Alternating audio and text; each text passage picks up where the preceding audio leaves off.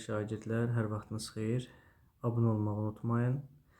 Bu verilən sualların da video izahını paylaşmışam, baxa bilərsiniz. Gələk baxaq 13-cü suala. Verilib ki, 3 üstü A, deməli 3 üstü A bərabərdir 18, 27 üstü A minus 2-ni deyir tapın. İlk öncə biz gəlin bu ifadəni sadələşdirək. 27-ni necə yaza bilərik? 3-ün kubu, düzdürmü?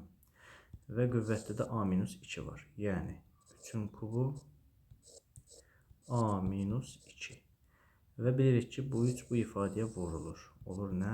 3 üstü 3A minus 6. 3 üstü 3A minus 6. Ümumiyyətlə, qüvvətlərin çıxılma qaydasını necə tətbiq edə bilərik biz burada?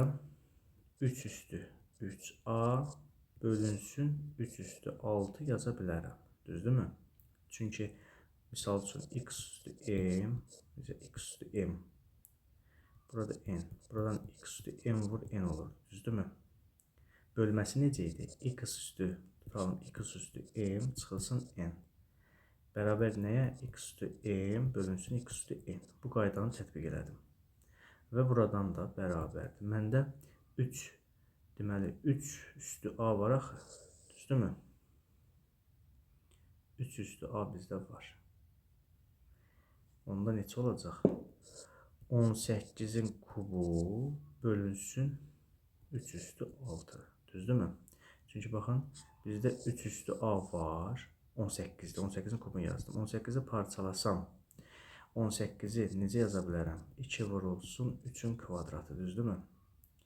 Yəni olacaq 2 vurulsun 3'ün kvadratı kubu 3 üstü 6. Bu eləyəcək 2'nin kubu vurulsun 3 üstü 6. 3 üstü 6'lar ixtisar gedir. Qalır 8. Vəssalam. Baxın, bu ifadədə 6 elədi. Bunlar gedir. Qaldı cavab 8. Yəni D bəndi.